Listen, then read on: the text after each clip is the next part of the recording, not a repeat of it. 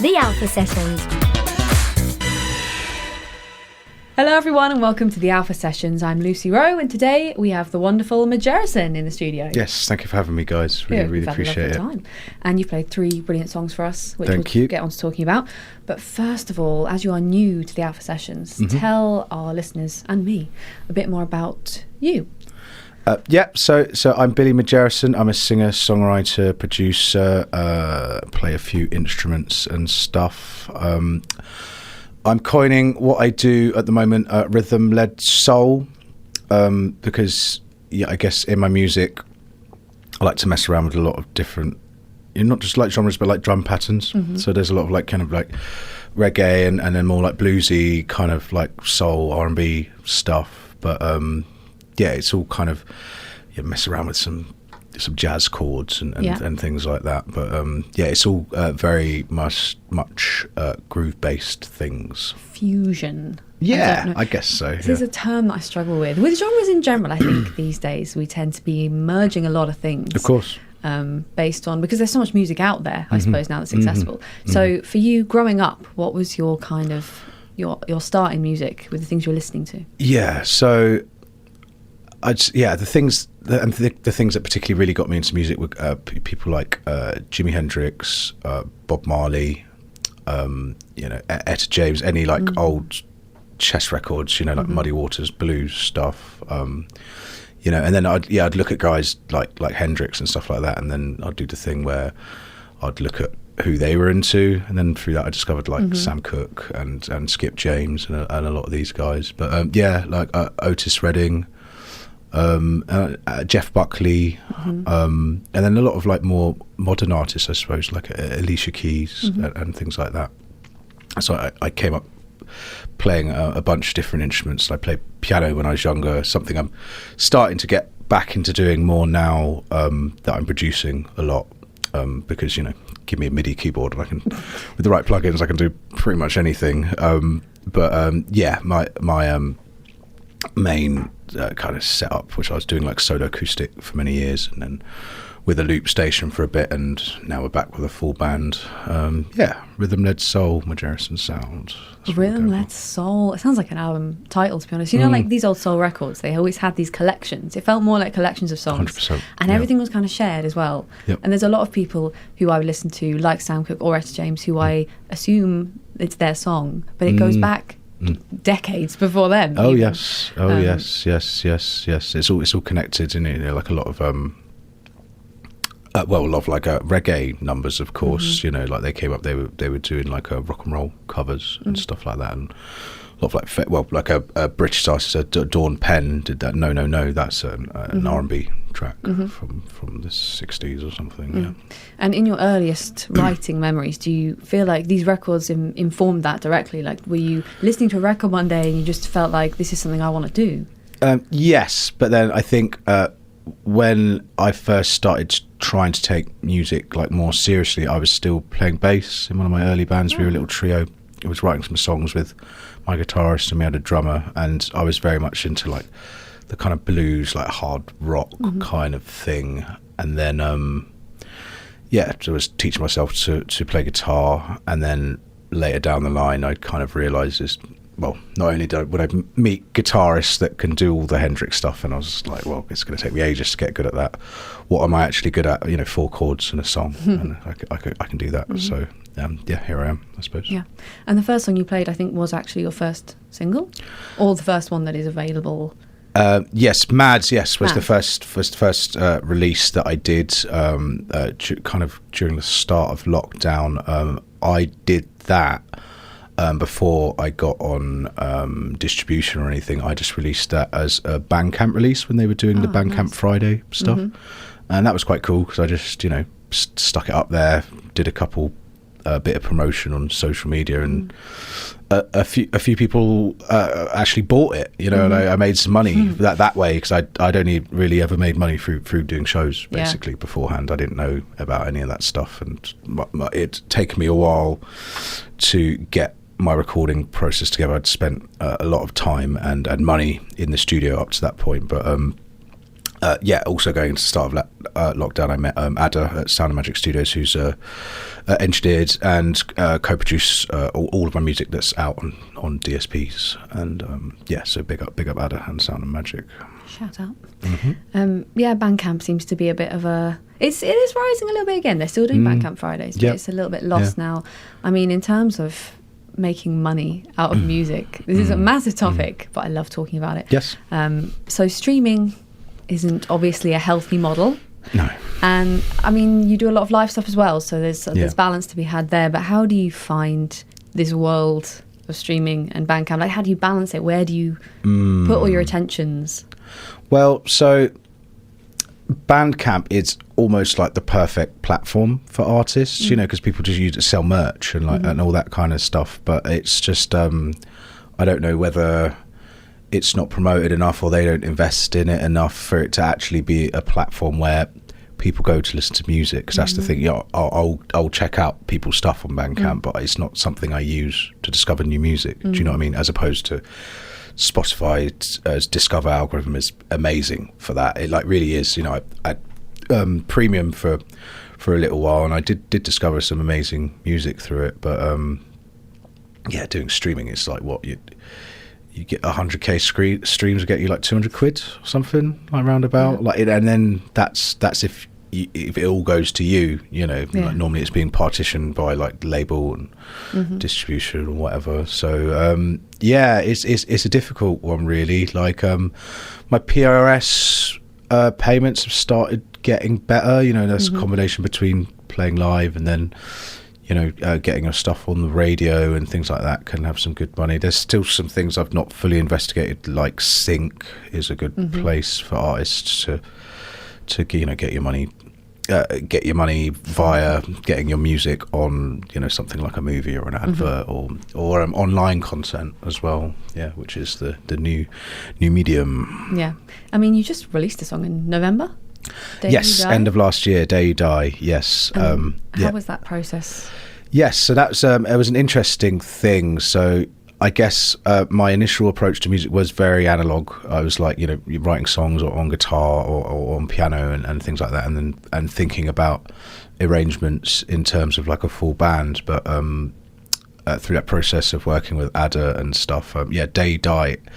Actually, he didn't even have his equipment in Bristol at the time. He just had his laptop. So I'm there, like using the laptop keys to punch in MIDI, and we just did it as like an experiment in like a morning, and I just had like the pre-production done. Then later down the line, we refined it. I got a really nice classical guitar, which is a fairly new thing for me. It's handmade in Spain. I randomly got off a mate in Wales, and so I used that for that. But everything else was completely done in MIDI, apart from the flutes, which was done by Luis, my mate, who's a flautist. And so big up Luis, because he did a really good job on that. Yeah. I was going to ask about the flute because I didn't expect it until I was listening to it and it started, and I was like, hang on a sec, immediately writing this down. Yeah. How does that come about? Was it like a moment where you just knew there had to be a flute in there? So some years ago, I moved from North to South London, and I started playing in reggae bands and stuff. And through that process, busking in Greenwich and stuff, I met Lewis because he was studying a master's in flute at Trinity and Laban. Wow. And he's just got a fantastic ear for harmony and stuff. And I think that's it. I'd already come up with some ideas on flute in MIDI. And then I was just like, I want you to do this kind of thing. And then he kind of came up with ideas, but he's like, I like the MIDI flute, so he ended up doing a version of that as well. So and it all kind of came together in this. I had real struggle pitching that one, because that was the first time I tried to actually pitch one of my songs to Spotify playlist and things like that properly. And it's like, what do you even call that? It's kind of like this, electronica, with the kind of like trap type kind of hi-hat beat, but then with like flutes and classical guitars, great. A magical flute solo. So having to go back to the drawing board, I think, with the next release, and actually think a bit harder and probably get some more advice about how to pitch to Spotify playlist recently, because that world is something that I'm just kind of getting to grips with. I don't really know a lot about it, and I've not had huge success on like Spotify or anything like that. Well, funnily enough, it feels like everybody I speak to has the same experience. No matter how many times they've done it, they're always saying, I'm still trying to work out the best way through that. And I think the secret is nobody knows, including the people in charge. Nobody actually knows what is working and what's not. And I'm sure there's plenty of like, backdoor deals that go on and stuff like that. But to be honest, if you want Spotify stats, you're better off just running up, one of those AI programs, churning out 50 tracks a day. And because it's a real thing. There's a problem that they've got on the platform is that a lot of this AI generated music is not just getting on the Spotify playlist, but people are enjoying it because it can be for any type of music really. But we're in this kind of interesting space where is it Lambda, or was that the AI mastering thing? Anyway, I did have a mess around with some of this technology, and they can just churn out like 100 of them in a day. But where's the magic in that? Where's the integrity? Like, there's nothing to it. Surely. It doesn't. I don't think it matters to people, to the consumer, as much, because a lot of maybe it's just stuff that they have on in the background, or they want to hear something that sounds like something that exists already, because obviously all of the training data that any of these AI things use, whether it's AI music or large language learning models and things like that, it's all plagiarism. But do you think this is something that is never going to go back? Like, is this something that has changed the music industry as well? Because consumers weren't always like that. Surely. No, it's definitely changed the music industry, and I don't. I think a lot. Europe is a bit more kind of aggressive with actually trying to work out like the kind of IP copyright infringement stuff and like work out what the hell's going on. But then, as we know, like OpenAI, a lot of these cases they've won with the AI art stuff. They've won a lot of it. So it's I think because they've got this term going on for like AI fatigue, and I think it's the same thing with like streaming and social media, because everybody are trying to like do streaming stats. They're trying to follow trends, boost numbers, and it all kind of becomes this amalgamation of very same, in my opinion, boring, fake stuff. And so I'm kind of hoping, and don't quote me on this, but I'm hoping we're going to have like a kind of more raw kind of live music renaissance, because people will get tired of that, and then they will maybe go out to a gig or see someone busking in the street or go to like a a club night, and they'll be like, yeah, God, this is what it was all about. Do you know what I mean?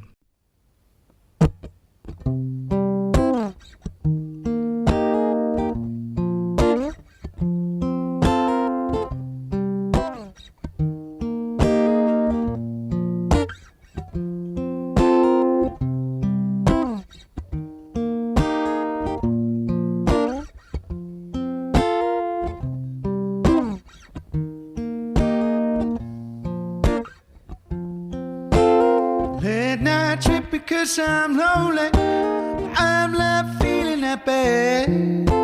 Spell, yeah, she told me it keeps you from feeling so sad. Ooh, I really think she got my rhythm more than anyone else said. Yeah, laying that trip because I'm lonely keeps me from going mad, going mad, going mad.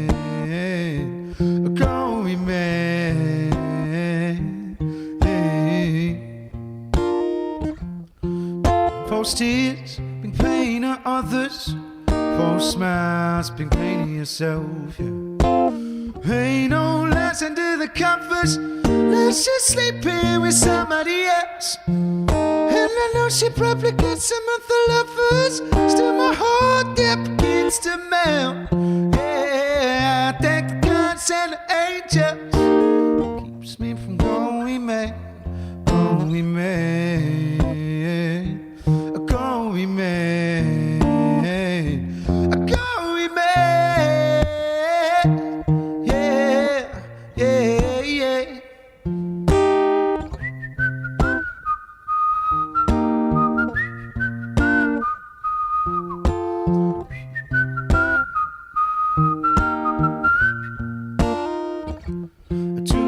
you to keep your pain at bay. Hopefully you make it to a brighter day. Enough times not feeling sad with the worst you ever had. Do what you to keep your pain at bay. Hopefully you make it to a brighter day. Enough times not feeling sad, then you just come fuck me. Go with me, go with me, go with me. Yeah, yeah, yeah.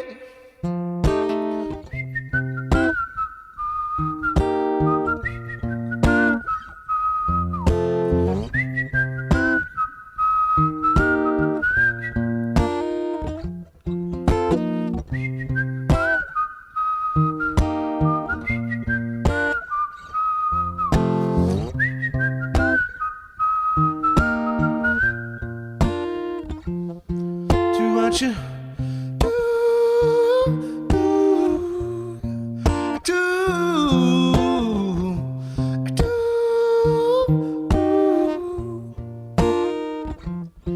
do what you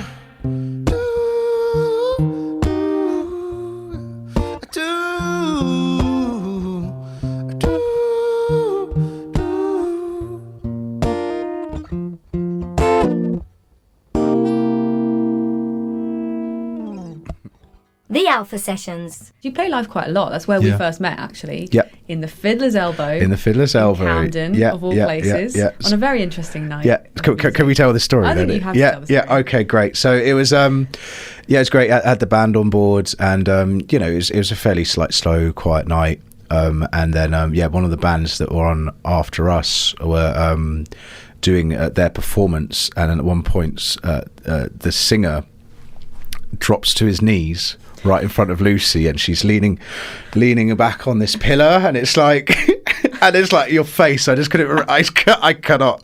Describe it from my memory. It was brilliant. It was moving. It was. I wouldn't say epic. Well, I don't know. It was a maybe little bit. it was a little bit epic. Yeah. It was impressive. It was. I wish I had that kind of what's the word I'm looking for? The right word? Confidence? Yes, confidence. Overconfidence? Whatever. Was it just me who felt belief, that way? faith. Faith is the word. Faith is the word. He had Faith can move such mountains. Like, come on. And I almost wanted to give him something back. I almost wanted to play along and be like, wow, this is brilliant. Yeah. But I couldn't quite let it. Let it go. Because did he do it for you, or did he do it for himself, or kind of? Probably the latter. Yeah. Anyway, the live industry is quite a strange place now. Yes. Because of this, but yes. also because of the AI discussion we just had and all the Yeah. music consumerism and stuff. Yeah. Do you think playing live over the last few years, obviously with the pandemic, there was a break in that as well. But have you seen a change in people 100%. showing up and 100%, people 100%. connecting with you as well? Yeah, 100%. Because like I said, I didn't start releasing music until we went into the COVID lockdown and stuff. But I was doing all right. Yeah, when I was living out Bristol ways, and not so much in Bristol, but a lot of like the surrounding areas. Just doing random shows at small pubs and clubs and busking even and then we kind of had a bit of a resurgence towards the end of lockdown. Did a few socially distanced gigs that were all right. But then I moved back to London just over 2 years ago now, and it's like kind of we came out of COVID, got slapped with the cost of living crisis, and it's like what gets axed first? It's just arts, right? Always. And there's just you struggle to find a promoter that will pay you, basically, or so a lot of there's not that much money going round either, right? On at the kind of bottom to middle level, I'd say. So a lot of promoters will operate on the musician venue trust thing, which is like the kind of 50-50 split thing. But yeah, so for me that doesn't work. I'm not a promoter. Do you know what I mean? Like I'm getting all right at promoting my own music, but promoting my own events is something I've always kind of struggled with. And then it's like all of that responsibility and that bill is just footed by the artists and bands and DJs and stuff now. And yeah, I just think it's a bit of a weird situation because you know you could see the figures of Live Nation and stuff, and all the labels are displaying record profits. So it's like, where are they going? Show us the money. Yeah.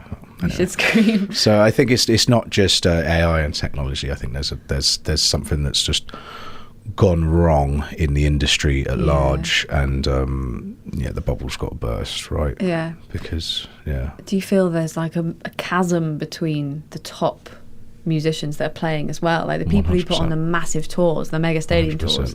There's this weird like void in between, and then there's us playing on the independent circuit. I'm not sure how that void opened up. But I mean, how do we bridge that? Well, you just supposedly, the labels want you to make more TikToks and stuff, don't they? And then it's this other weird thing, because it's not, and even at the top as well, you hear, I even know personally some artists that have large platforms online on TikTok or Instagram and things like that, and they're struggling to break even on their tours, and people aren't coming to see them as much and stuff like that. And I don't know whether that's a reflection of online audiences not being reflected in ticket sales, or it's just like it is just a larger reflection of the industry generally. But the looming question is, are you on TikTok? Yes. So I'm everywhere. I've even made a Blue Sky account. Okay, I'm not at that point yet. Yeah. I've never really, I've got like, it's not Twitter, it's X or whatever, but like, I've never really kind of fully explored that stuff. I found like Twitter X was quite good to like hook up with like radio people like you guys and stuff like that. But I used to consume and add to a bit of shit posting on Facebook back in the day, and I'm just not interested in anything like that anymore. My Facebook account got hacked the other day. I think my page is still up, so I can probably find a way of catching that. But if anyone out there sees pictures of me with a weird name trying to sell you something or ask you for money, it's not me. It's not. It's some guy in who knows where. Wow. It's probably not even a person. It's an AI. It's a bot trying to scam you. Okay. I think the internet's just going to fold in on itself. Someone said to me the other day that we're going to end up with the internet talking to itself because it's going to be intelligent. No, we're there. And then we're going to abandon it, and then it's just going to be talking to itself forever and ever, eternally. Yeah. Have you heard of the dead internet theory? So that's what they're talking about. The majority of the content online now is AI generated, like already. So you've got these bots, and what they do is, for example, is they'll find like popular types of comments on content, and they'll replicate that.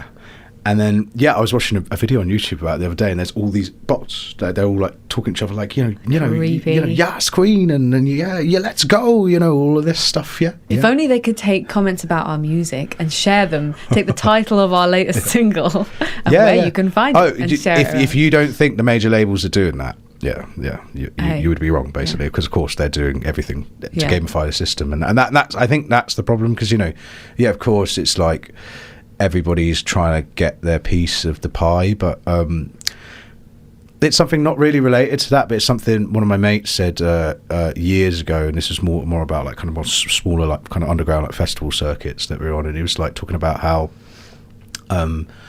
most of the people that seem to be involved in these scenes aren't actually anything to do with the music, whether they are artists or promoters, radio people, like whatever. It's like there's just a lot of like kind of bad actors, basically. And I think what's happened recently is the new technology has allowed people that don't really give a fuck about music to get in there and take resources away from everyone else in order to extract profit. But it's hollow. It won't last. And I think hanging back from all that and continuing to make your music the way you do means that you are ahead of the curve. It might feel like you're outside it, but actually in a way I feel like if you stay out of that, and it will eventually come back around. I mean, that's my hope, but I'm being optimistic as well. Yeah, because we've had stuff like this in the past. Like the advent of like digital tech. Like when like disco came out, like a boogie woogie, I suppose they were called. It basically, you know, all of the funk and soul musicians just got put out of work because, you know, you just could stick in a turntable and they was doing, they'd filled the dance floors, you know, this new music genre. So, you know, you even had like James Brown and stuff like making like disco tracks like at the time, and you know, we survived it. I kind of felt like when I was getting into music, it was like all I could see everywhere was like you know, DJ like club night stuff, which is, you know, because I'm into like drum and bass and things like that too. But like for someone that had this kind of purist attitude, you know, I was pushing for live music, and I was trying to find spaces where I could do that. It felt like that was a bit of a struggle at the time, but yeah, the wheel keeps on turning. Yeah, exactly. It's a cycle of music and sound and like tastes as well. Yeah. And I mean, in a way, even the stuff you play for us today is spread out over the last 4 years now, nearly 5 years, and that all sounds very different in itself. Like the way you make music changes a lot. 100%. And I want to talk about the second song, Gift. Yep. That it already sounds very different to like your first single, Mad, for example, and then Day You Die. Like it all feels like there's some strand of you in it, in everything, but it all feels very different. Yes. So I think it's a difficult thing when you're trying to kind of establish yourself as an artist. I think the easiest thing to do is kind of be like, all right, I'm this, you know, Billy that plays the blues, right? Do you know what I mean? That would have been a hell of a lot easier. But I've just always loved music, been fascinated by it, and been very lucky to be constantly inspired, I suppose. And then, so yeah, like I said, you know, approaching music from a different attitude initially, and then spending more time in the studio, seeing how powerful the software is, like how good plugins are, and how much, you know, I could, like I said, I could do pretty much anything with a MIDI keyboard, you know, like watch out, like rhythm guitarist, like I'm getting there, like, you know what I mean? And I can play guitar anyway. It's like, you know, kind of messing it up. But yeah, but then yeah, so a lot of I've got some side projects at Sound and Magic with Ada as well. So I've been able to make all the music that I've kind of wanted to make. You know, so everything from like Afrobeats to drum and bass, like soul, more disco, even kind of trancey stuff, like all sorts really. And then more recently, for about a year, I've become part of a collective in Canning Town at Muscle Memory Music with they've got like bands like Dishy Tangent and all of that, and working out of a studio where we've actually got, you know, like the drums set up in the live room, and yeah, Lou's got like a gazillion guitars and stuff like, and all sorts of stuff. So yeah, starting to kind of come back and actually yeah, because my dad's bass player, I came up playing bass as well. So like you know, actually just playing bass lines on a bass guitar rather than a MIDI keyboard is, you know, it's a totally different feel.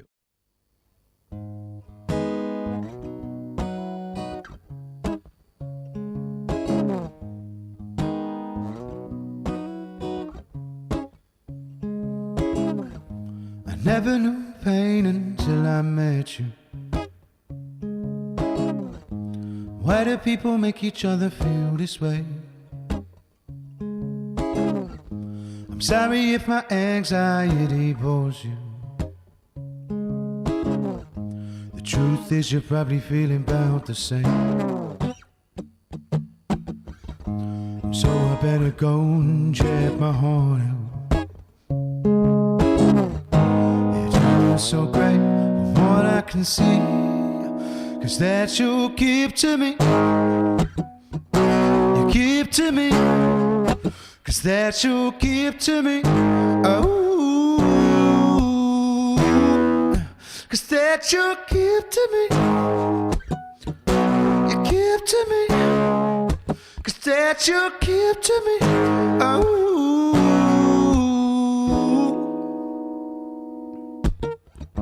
I guess there's no ending stopping my awning. She's dropping her pedals, and man, I know. Ooh, long is the path you set before her. So sober with no place to go. So I better go and check my horn out. He told her is so great from what I can see. 'Cause that you give to me, you give to me. 'Cause that you give to me, oh. 'Cause that you give to me, you give to me. 'Cause that you give to me, oh.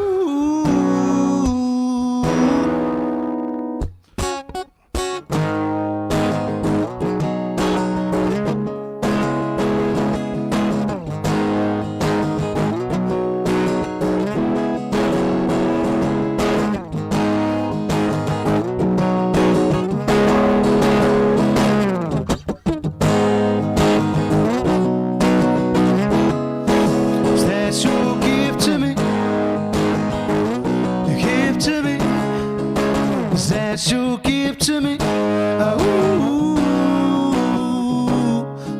'Cause that you give to me, you give to me. 'Cause that you give to me, oh.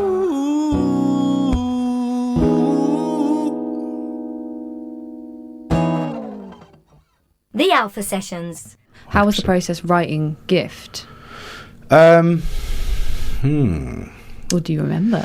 Yes, and I do because I wrote that. It was inspired by a person that I had interfaced with, and like a lot of my songs, whether it's like a love song or something, whether it's about a person that exists or not, it's like it will be like quite a simple idea, and then I'll kind of try and unpack that and maybe kind of drag some things out of it. So yeah, Gift, I think I started writing it on the guitar, and then I started doing the arrangement on the loop station on my RC30, and so kind of in the choruses having this heavier kind of like coming back to kind of my hard rock roots, I suppose, as well, because we have a lot of fun playing that one with the band live, I think it took a while because I was doing the live looping thing for a while, but it was never part of my live set because I just didn't quite get the arrangements together. It took too long to overdub everything, and then eventually I jumped in the studio with Ada, and we did like a pre-production, and that one took a long time to get right, but I think it was another formative one where I was trying to combine I guess my skills as a musician on instruments with while like kind of messing around with them, because on the record the drums are all programmed and punched in MIDI, and pretty much everything. I think I played live guitar and bass on that, and that's about it. Yeah. How do your writing processes they usually come about? We haven't spoke about songwriting at all at this point. That's okay. Because I suppose they do change depending on where you are in your life and what's inspiring you, but do you generally write alone, or do you love group writing? Yes, I'd say I do generally write alone.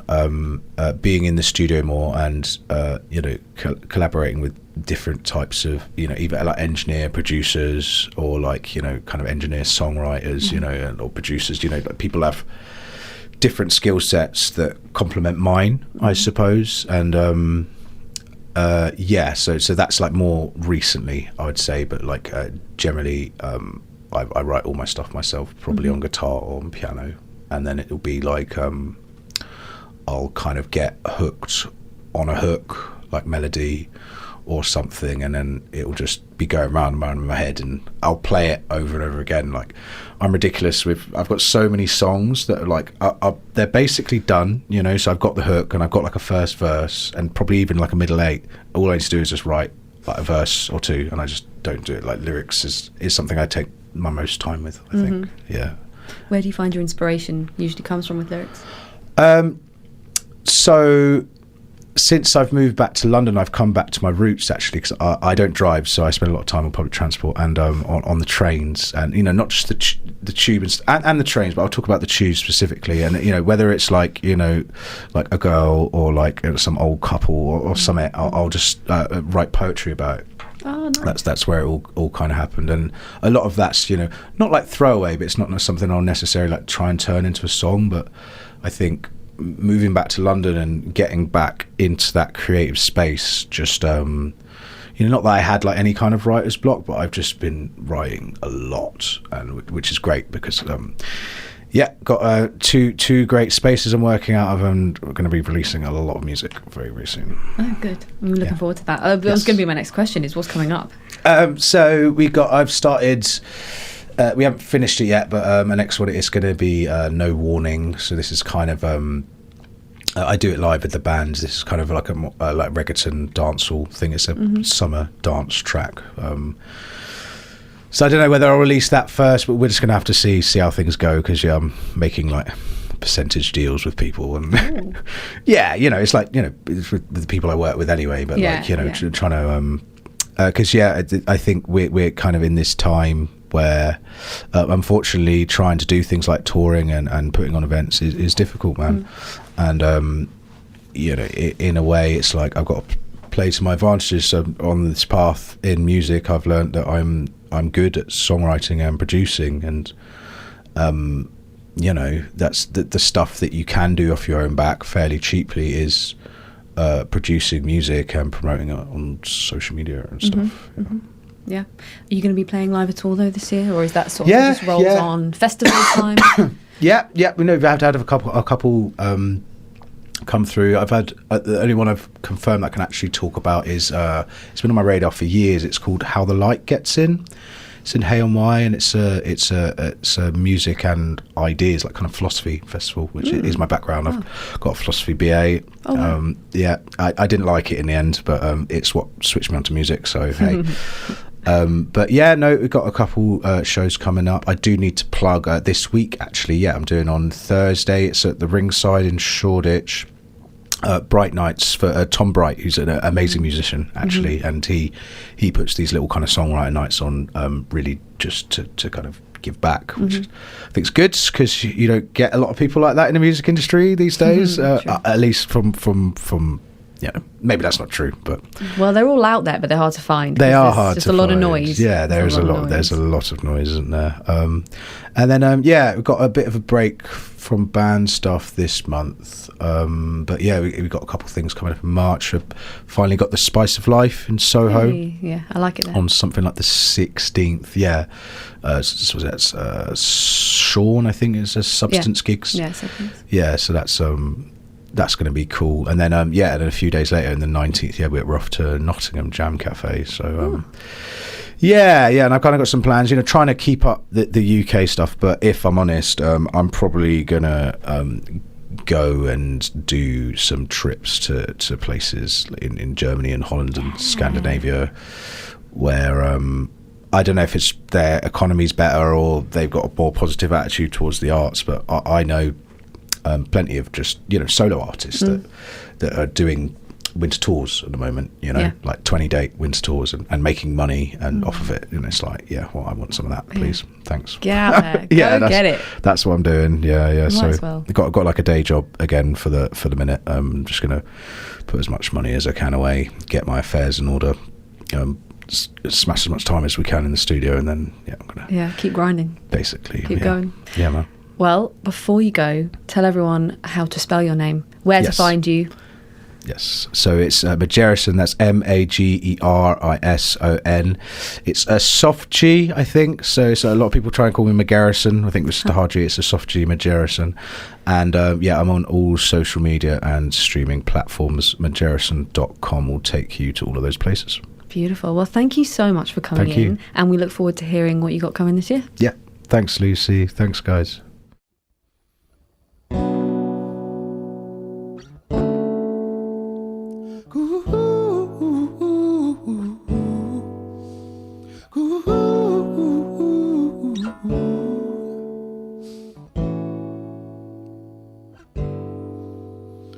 I'm a rich man, black gold drips from her cups, and if she don't want me, it's quite alright. But being in love just good for the soul, so I set my heart on fire just to keep you warm. So I set my heart on fire just to keep just to keep. What good is left? It's at the expense of others. What good is pride? If we rip you up inside, what good is bread? If no one really cares, what good is freedom? What good is freedom?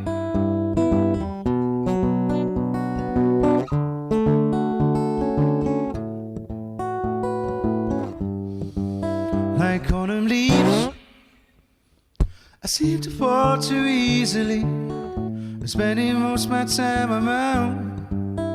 And if I don't wanna, that's quite alright. But beating up just good for the soul. So I set my heart on fire, just to keep a jukebox.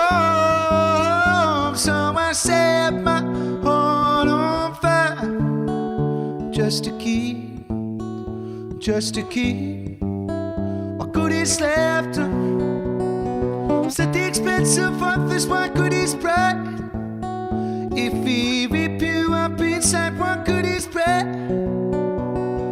If no one really cares, what good is freedom? What good is freedom?